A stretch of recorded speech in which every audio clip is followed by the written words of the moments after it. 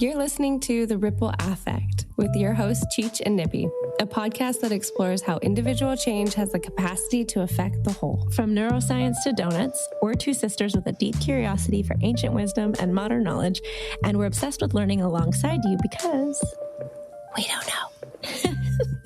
Let's dive in. Welcome to another episode of the Ripple Affect podcast. This is a holiday bonus episode.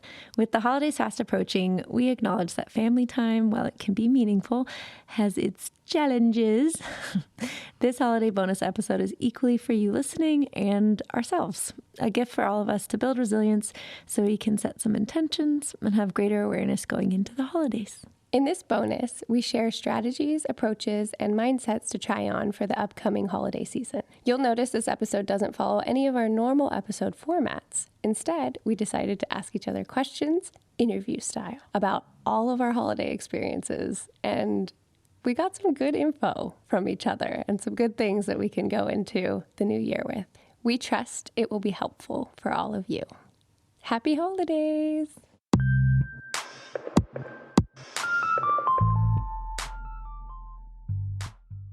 Holiday bonus. I'm stoked to be talking to you. This is going to be fun. Okay, this is Kiata's voice, just in case you still need it. Cheech here. This is Issa, Nibby here, my voice. Okay, so we are doing something new for this bonus episode, and we have written questions to ask one another, but we don't know what they are yet. So you're going to get real off-the-cuff conversation here. Who wants to start? You start. No, I start. You start. Oh, rock, paper, scissors? No. What? Why not? Look, I'm ready. I don't want to do that. Why not? Because you're afraid you'll lose. Okay, whatever. Okay, ready? Rock, paper, scissors, shoot. Mm-hmm. Rock, paper, scissors, shoot. We both got scissors. Rock, paper, scissors, shoot. I got it. Rock. Her covered. Mine. You win. I win. You go first. What? No, you go first. Oh, I go first. Okay. Yeah. Okay, Kiata. I'm nervous to hear this first question. Okay.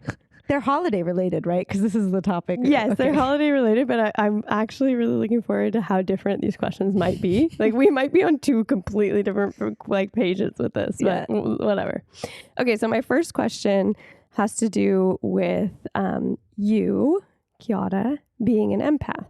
Oh, God. And as an empath, I'm curious how you prepare yourself for an event like the holidays. Okay, as an empath, which is such a weird identification title, but it's true. I've learned over the years that I have to build in alone time. Like, I have to have my own room, my own space when I go places. It's not useful for me to share a room with someone. I need to have my own space because I need to be able to close the door and make sure that I can decompress essentially. And it can't be just a bathroom.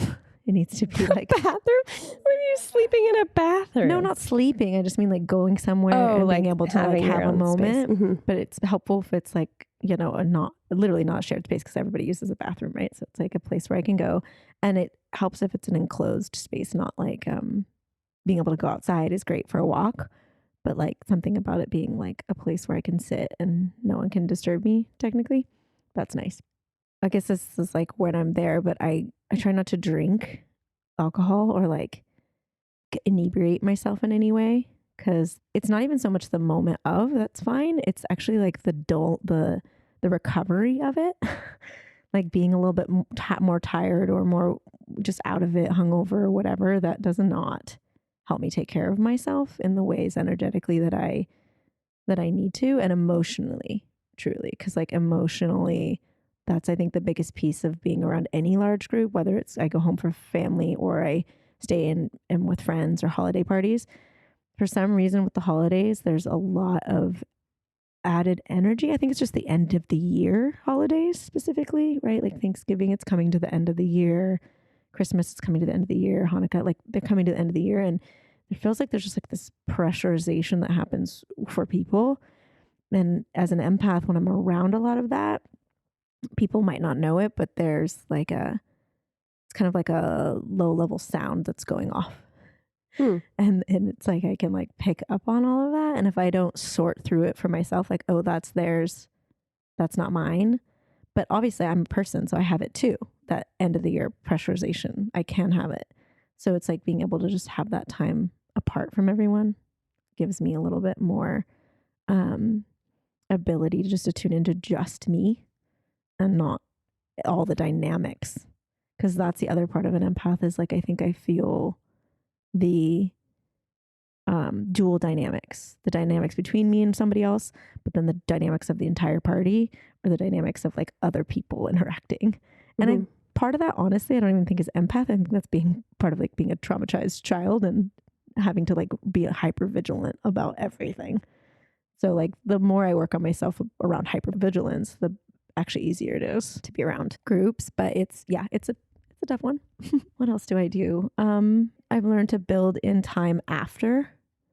So I usually drive, say for instance, I'll drive home for the holidays on choice so that I can have that like long drive to decompress, to go in, like using the drive going in to like help myself set up mental boundaries and emotional processing. And then on the drive out, like a long drive out, to be able to like also decompress from everything I just went through and just be with myself.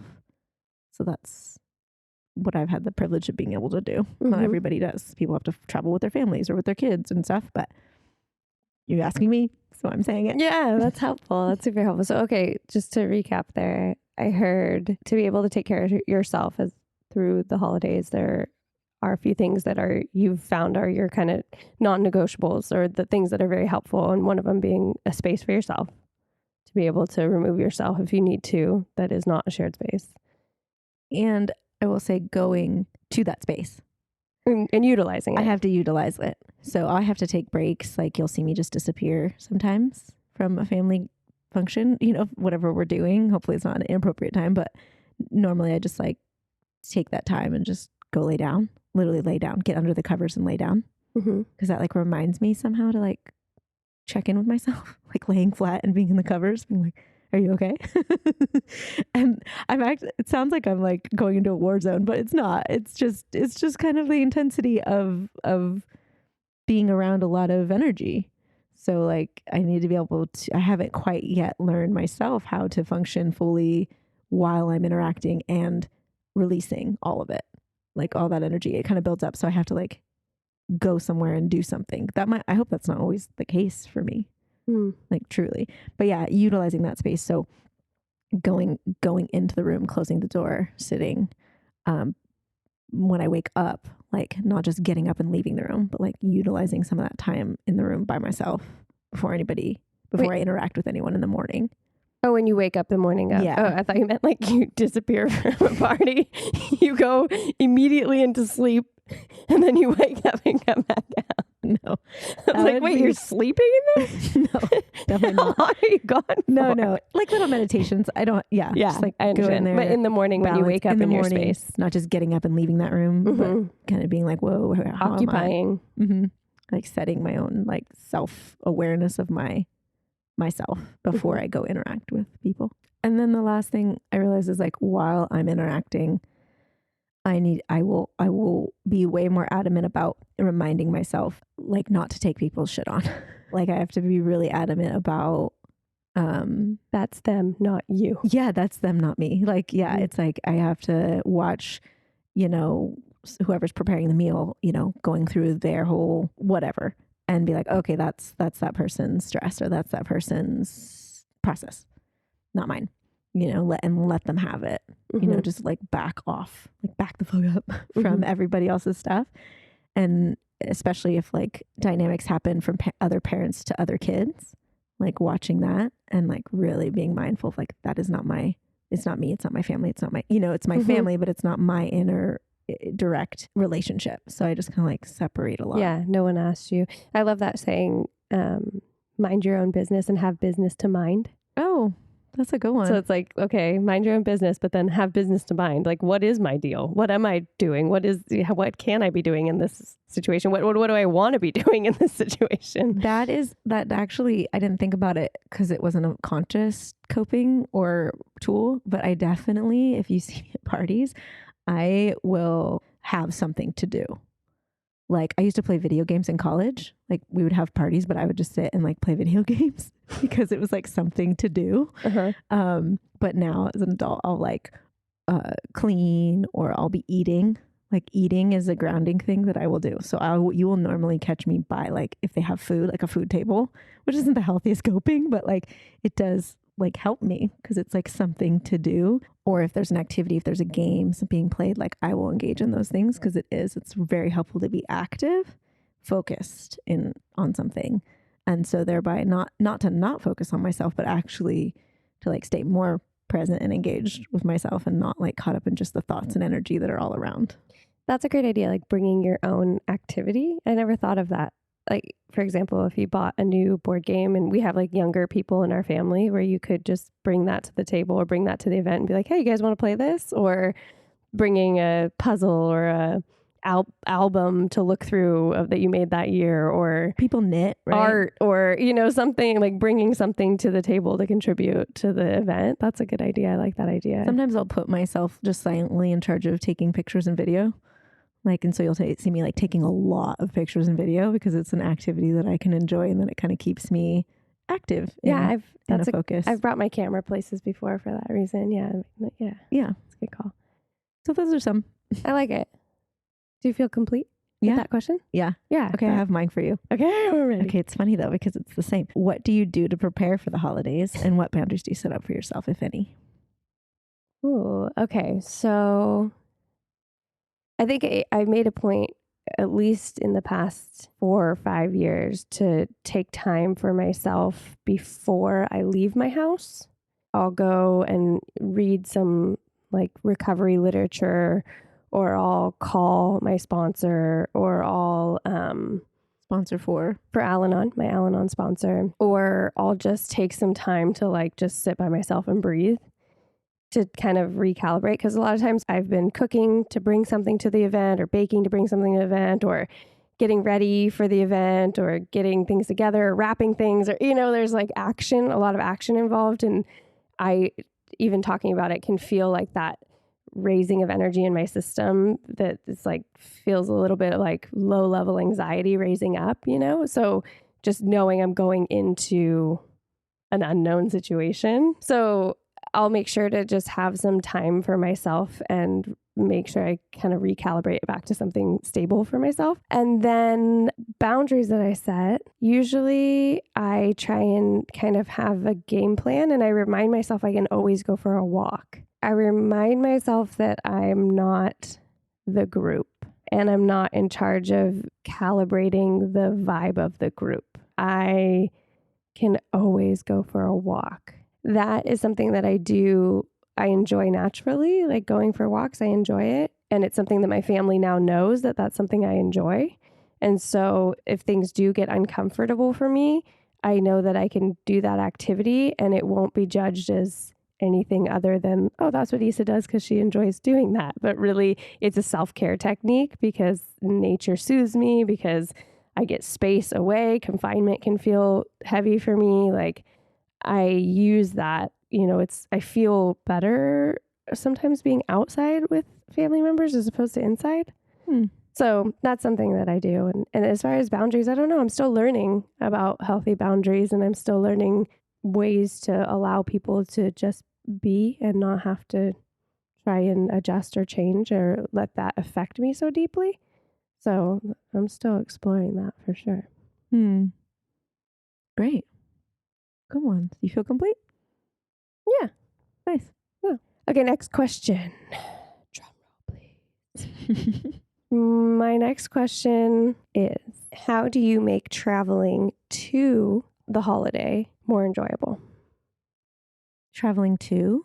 Well, I know a lot of people travel for the holidays. Oh, right. Yes. Like they either fly home, they drive home, they take a train ride. Like a lot of people travel for the holidays. It's a pretty normal thing in our country.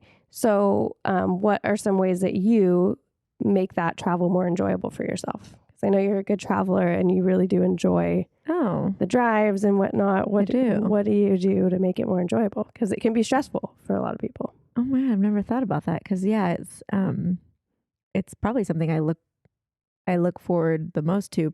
Built in to what the last answer was I've consciously used it as a tool to like care for myself. So the travel is like necessary. I see it as like a necessary coping situation. So I think that it frames travel for me, going to and coming back from holidays, as like part of the necessary care that I like require. So it's very much like built into like, oh, this is a good thing in my mind. I think that travel for me always indicates that something new has started. And so sometimes, especially like if I'm working really hard for myself inside my own home, because I work for myself inside my own home, it can just like build up as like, oh, I gotta do all this stuff. I gotta do all this stuff. And then as soon as I like pack my car and get on the road, I'm like, this is something different. This is not what it was. It's an adventure, literally. Like it's like road tripping, whether it's in the air or not. But it's like, oh, I'm doing something different. I use that time well, because I get stuck in ruts when I'm just in my home, like with my own patterns. So I use the new environment to like jumpstart like different kind of work. It's like this intention to like use the holiday as something that's for me, like different time. So if I'm in an airport, I'll bring a podcast or a book that I want that I haven't started. Like, oh, this is the time to start it. Or a journal, right? Like, oh, I don't usually get to journal. I haven't been able to journal. So I'm going to do this, do that now. And it takes a discipline to not go into work, but do the journal. But it's kind of like a setup for myself. If I'm in a car, I will notoriously get like an audiobook that I've been wanting to start. And it's a long drive for me. So I'm like, oh, I get to do this audiobook. Those things just kind of feel like, I guess, new and different is how I frame it. I like that. Yeah. I like how you said you start something. Like you don't just like go back into a book that you've been reading, but you start something new and mark it as something. Yeah.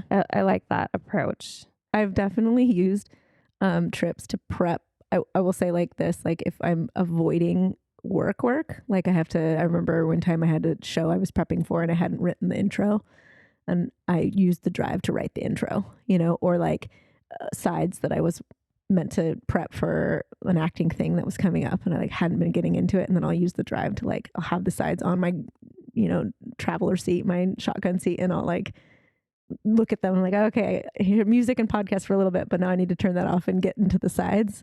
So it's flexible work. It's things that I can do, but it's creative probably, which is nice. So yeah, using it as a jumpstart is one way that I've traveled well, I think. I like that. I like that a lot. Do you bring snacks? Oh, yeah. Yeah, I've learned over the time. Actually, my husband is the one who got me into this. He one time was like, what are your favorite snacks? I just want to have them all the time around you. And I'm like, that's nice, because it's like he wanted to avoid me getting hangry and becoming this other person.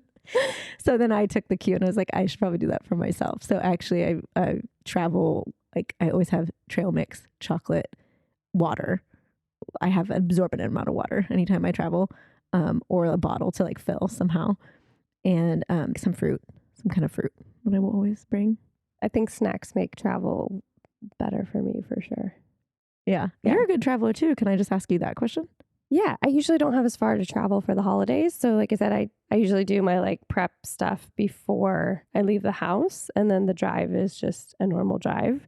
But going further, like doing travel, I definitely made a point to like set my intention to let it be fun instead of brutal. So prepping like a guilty pleasure podcast or a magazine that I don't normally like buy for myself, and like thinking the thoughts of, oh, like maybe I'll meet an interesting person, or like a really nice person, or maybe I even said this the other night, maybe I'll see somebody I know.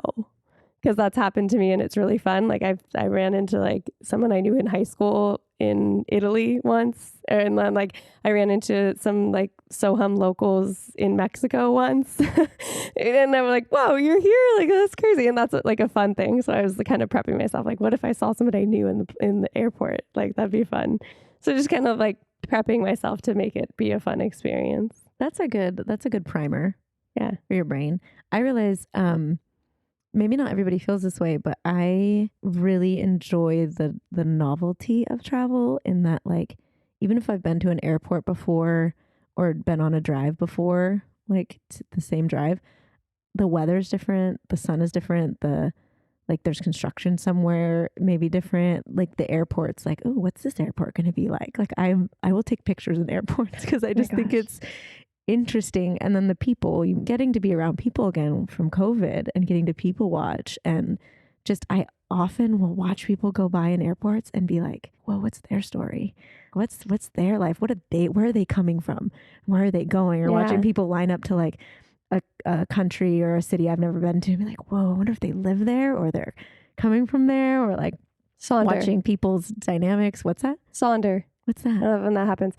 It's, I don't know the exact definition, but it's like when you have a moment where it all hits you at once that every single person has their entire own lives. Yeah.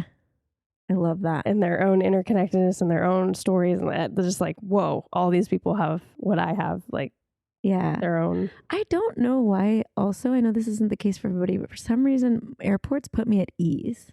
That's really probably not the case for people. I realize that I've never had to travel for business. I've always got to travel for pleasure. So I don't have a need to get anywhere at a certain time.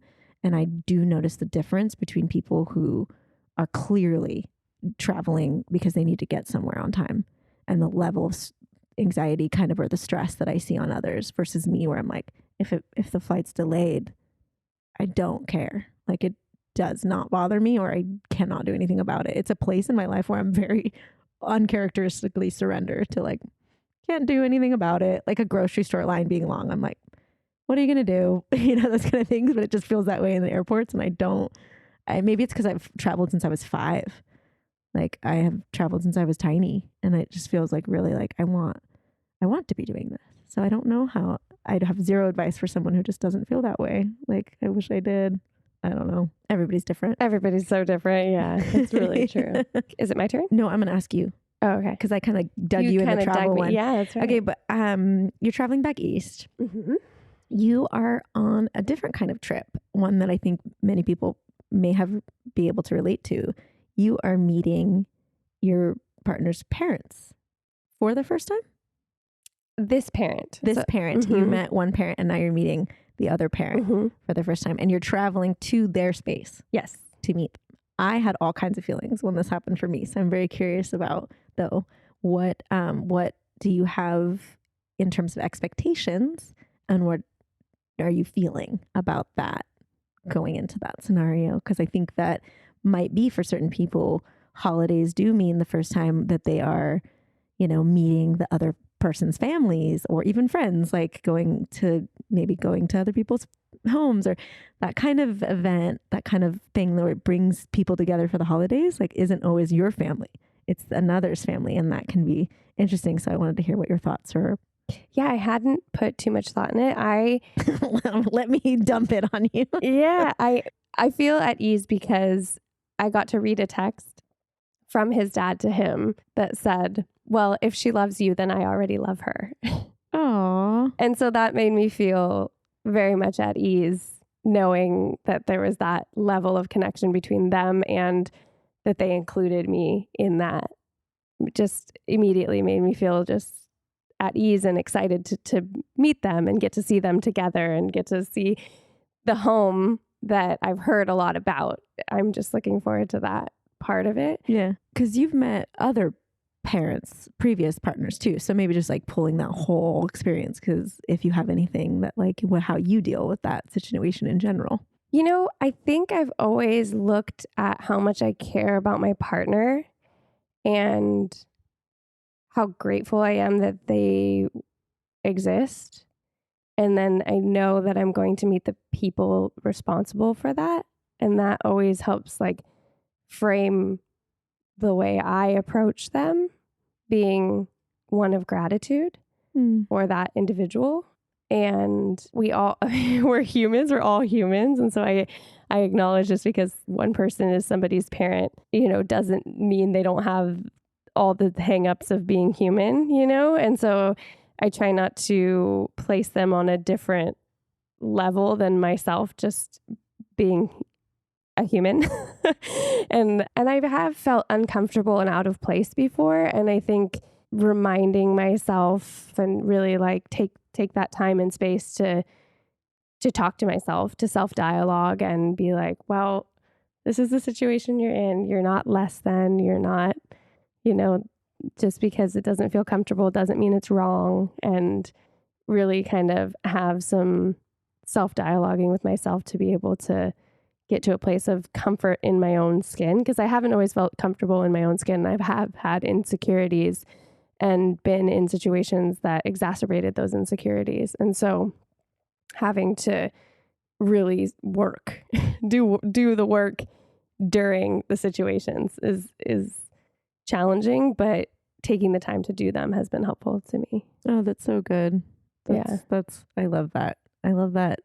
That's great. And let's break to feed your dog. Okay, sounds good.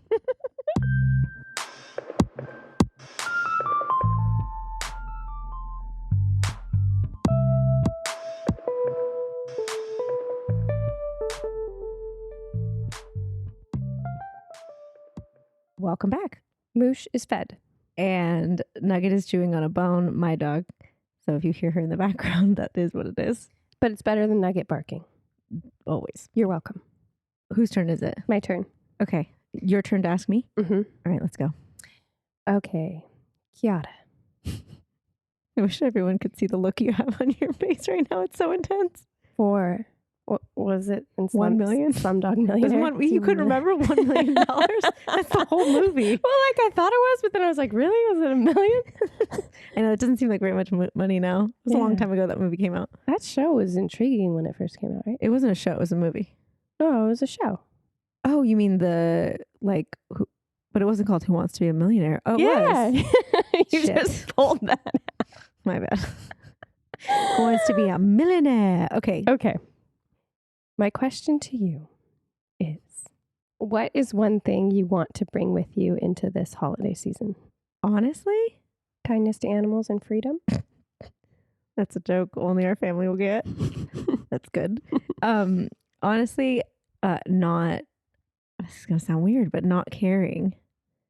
I really just want to bring in to this holiday season, not making it a big deal. Not because it doesn't deserve anything, but just kind of enjoying the time I have with the people I have and not making it like any bigger thing than just whatever it is. I think that's kind of reflective in my plans. I don't have any plans. I'm not like, it doesn't feel pressure to like, oh, I need to go see family, or, oh, I need to do this, or I need to make sure it's something. I'm just kind of like, it's the holidays, but it's kind of like, well, it's just a season, and I'm more looking forward to like the season like changing than any particular event in that season. I think that's right for me. Yeah, that feels good for you. I like that. Thanks for asking. Mm-hmm. My question to you, Isa. Mm-hmm. What does family time bring to you? Like, how does it give to you? And what, if anything, does it take away? I think family time helps me to shed the idea of being all the way put together, because I know my family accepts me regardless of if I have things figured out or not. And so it helps me when I'm around them. I feel accepted in my process, and it helps me remember that it's okay to not have it all figured out, and that I still am doing stuff that is influential to the younger people in my life, in my family. That I'm not doing nothing, It also allows me to just be silly and be myself, and it brings me joy in that there's a bond that I have with my family members that's really unique. And it feels good to be able to be around people that really have known me for so long. In one way, I think that can be challenging because they think, oh, she's just that certain way. And then they expect you to show up as that old version of you. But I'll say I feel like I have a lot of freedom in my family to reinvent myself and hold my own of what's new for me or what I'm wanting for myself. Did you always feel that way about family time? No. No, I don't think so. Definitely not. But I think with like my own personal maturity that has come, like I think that my relationship and what I get out of my family is framed by what I've chosen to focus on and get out of my family. Like I don't leave it up to chance of what I get from those experiences. I think I've trained myself to frame my relationship with my family in a way that I can take what I need and leave the rest. I have absolutely observed that in you as a change, as a shift from, it's an observable shift of something that you have, I don't want to say gained, but definitely optically, I can see that being different from previous times being home with you and seeing that. Yeah. It's actually a nice model to watch. Like watching, sitting next to you, being like, oh, you can just do it like that. You can just do that. You know, it's wonderful. It's a good reminder. And what does it take away? If anything, what does family time take away? I think it takes away some of my autonomy a little bit. I think in certain ways, when I feel a part of my family, I kind of lose my individuality a little bit, in that I feel that old pull to be a part of the unit and fall in line. And that's not always a healthy line to fall into. And so sometimes it feels really good to be a part of the whole mix. And I want that so badly, to feel accepted and a part of something, that I'll drop into it. And I'll kind of lose my individuality and what's really important for my own well-being and health and mental health. So sometimes that's a line that I toe, and something that being a part of the family unit can sometimes take away from me. Yeah. Yeah. Thanks for sharing. My question? Yeah, your turn. Okay. What do you want for the holidays? You know, this echoes the previous answer, but I kind of want them to, there's so much crazy shit happening in the world that for my own personal life right now, I think I just want it to feel like nothing, like just an ease into whatever the normalcy means, but just like no big deal, just like any other day. And I don't mean that like I'm going to celebrate, it's going to be wonderful, but I just, with nothing that needs to feel too ramped up or too emphasized or make too big a deal about these days, because they're not, I think they are what we make them. And so it's what are we really celebrating here? You know, and for me, Thanksgiving is my favorite holiday, not because of where it comes from, its origin, because let's be honest, it's fucked. Plain and simple. Glad they're trying to call it something else right now, but it's always going to be this, you know, whether you call it Indigenous Day or Thanksgiving, it's kind of the origin's fucked. But for me personally, the way that I celebrate that is it's nice because it's a gratitude day. It's a time to come around, and I love food. I love company. I love gathering. There's not presents exchanged for Thanksgiving, right? It's just this kind of like, let's all get together and have a good time and share a meal and be grateful. And for me, like that's an attitude and a celebration time that is very core to who I am. So I want that to like resonate all the time. Mm-hmm. And that feels like a good thing to celebrate. And to make time and space for. I get excited for Thanksgiving because that's kind of like a favorite. But I just mean like toward the end of the year and any kind of celebrations toward the end of the year, I just feel like they can get, again, pressurized or ramped up in such a way. All that energy of the year having to feel like it has to go somewhere. I kind of hope that it can just feel more like less of a buildup and more of like already releasing naturally, gradually, to then just be able to go swiftly into the demarcation of a new year. And while in the past, New Year's has been a really helpful thing for me in terms of like, okay, that's done, something new to begin with, momentum, energy towards something new.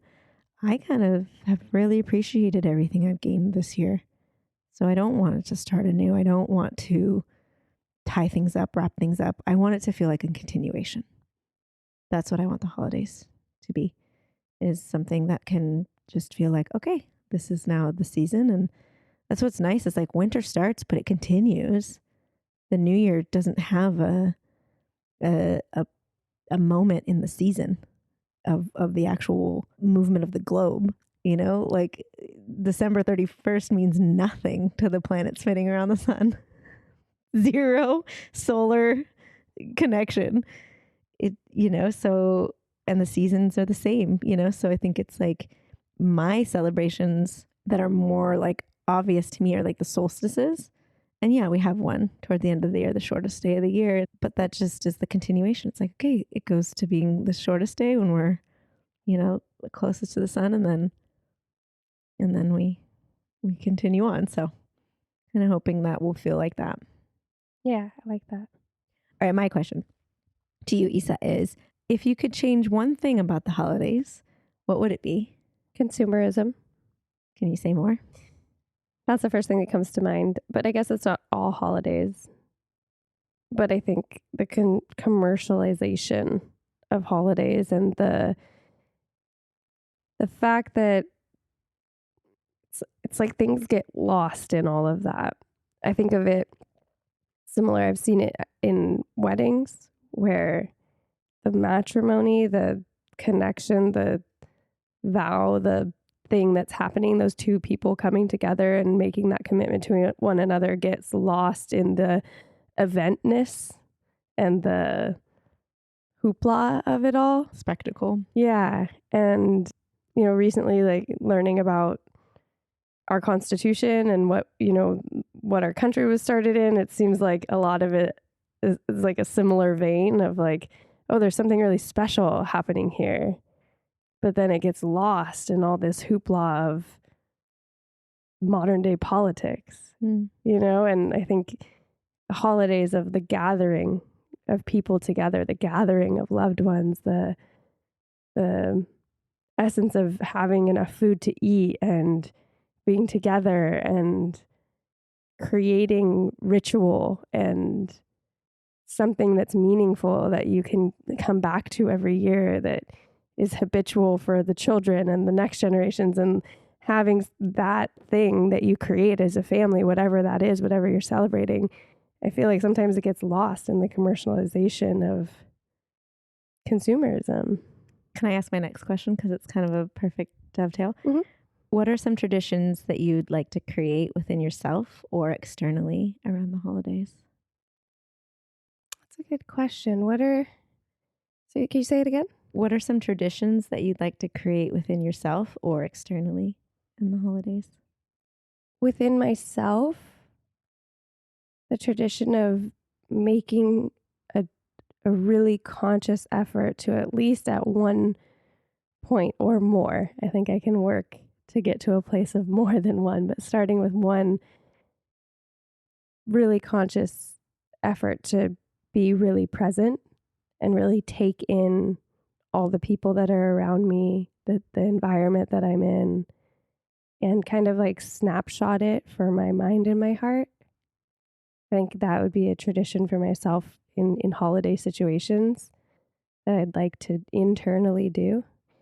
And then externally, I think something fun or silly. I'll have to think on that, but I think it would be fun to start something fun or silly that really kind of stands out in all our minds, that I don't know, revolves around like laughter or something kind of outrageous, or like a polar bear plunge or something, of that nature, that kind of gets us all out of the house or out of the norm, something random or different. I'll have to give more thought to the external version, but I think that would be fun. Awesome. Those are all my questions. I took the last two to you, so you might have one more or two. I don't know. Okay, so going into the holidays, knowing that our listeners are listening to this going into the holidays, and hopefully we gave them some valuable insights.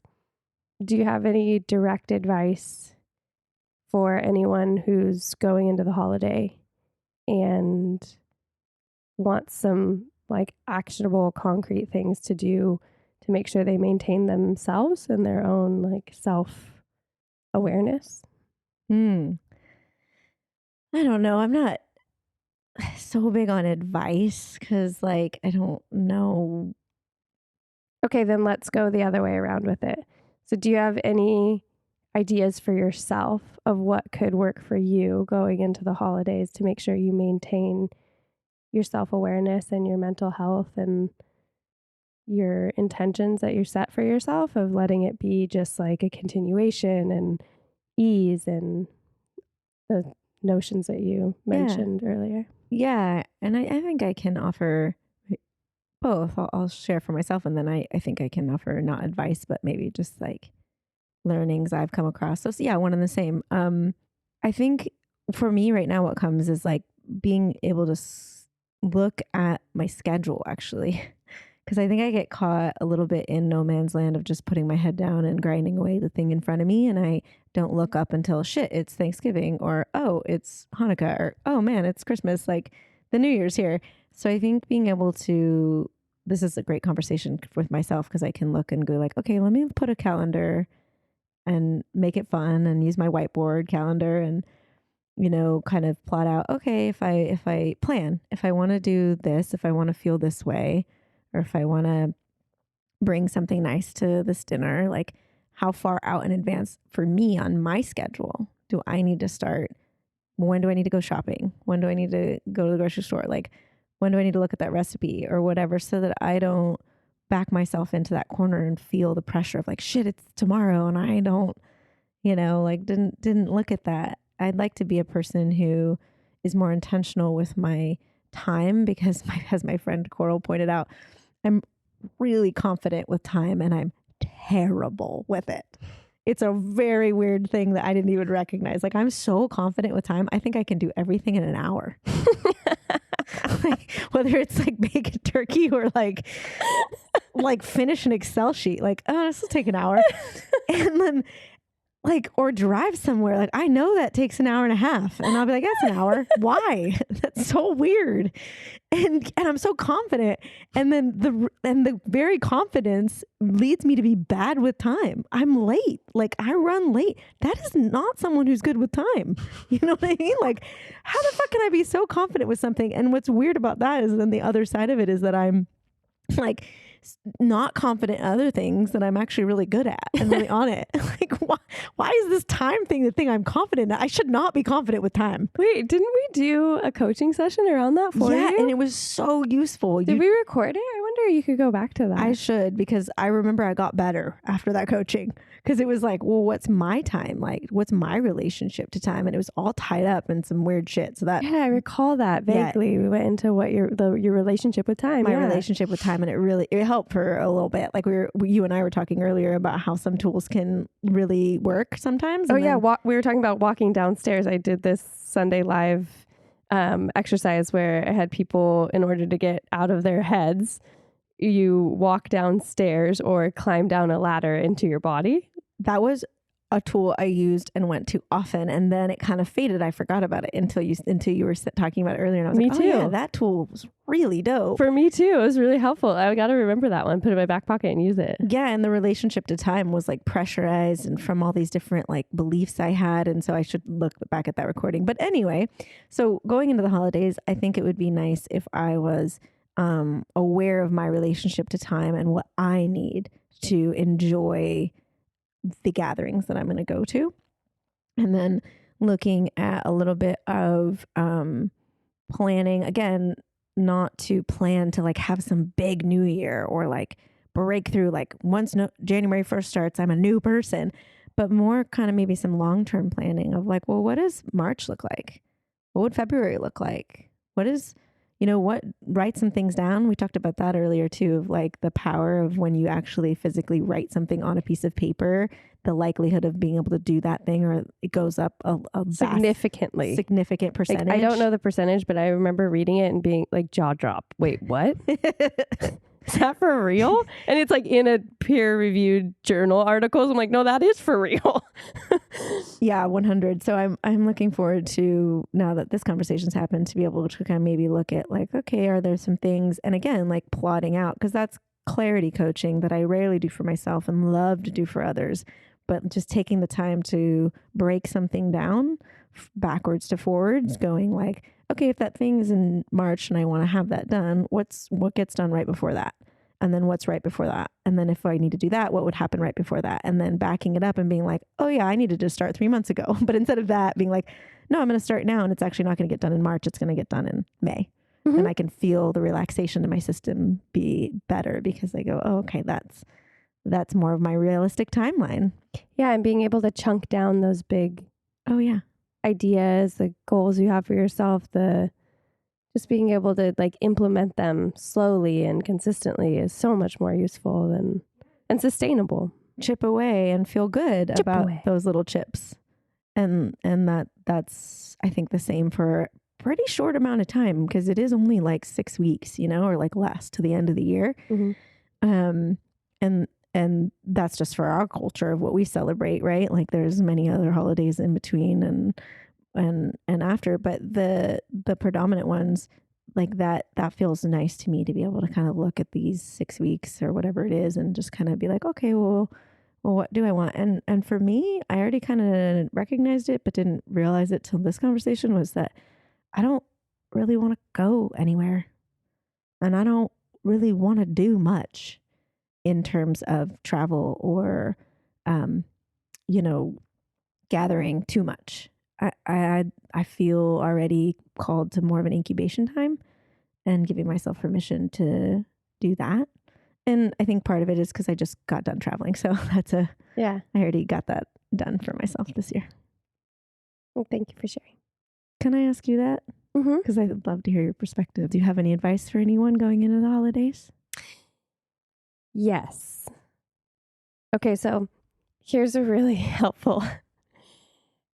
I really want to share this because it's been so helpful to me. And I know that holidays, there can be differing opinions and different politics and different ways of being and different just discipline techniques with, your sister's kids and all kinds of stuff. It can be very polarized and just conflicts can arise. Mm. That is a reality in a lot of families and a lot of homes. And this has helped me in so many situations, just using the phrase, you might be right. When you really disagree with somebody and you think like they're wrong and you want to fight for your opinion and you want to change their mind or whatever it is you're in, it de-pressurizes situations. De-escalates situations when you just say, you might be right. Because they feel like they're heard and you don't have to let go of the fact that you also might be right and they could be wrong. That's great. So your own mind, you're not giving over saying like, you're right, but you are saying like and acknowledging you might be right. I think that's a good phrase, and I think it can serve people in gatherings and in the holiday season. And then the other one that's been really helpful for me in just in relationships and in general, and when I can remember to use the framework, is super, it helps me to stay quiet. And that is the acronym THINK. So before you say anything, remember to think. Is it thoughtful? Is it honest? Is it intelligent? Is it necessary? And is it kind? And if it's not all of those things, don't say it. Those are a lot of things to ponder. Can you say those again? You got to stop and think. Is it thoughtful? Is it honest? Is it intelligent? Is it necessary? And is it kind? Damn. And it gives you time to be in yourself. So you're not just talking over people. You're being intentional with your words.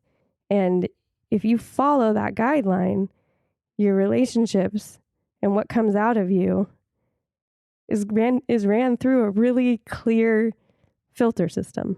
And it can be challenging. Like I said, it helps me to be a lot quieter of a person because when I run what I think I want to say through that framework, a lot of times it's not necessary. Necessary. a lot of times it's not intelligent. So I don't know, or any of the other ones, thoughtful.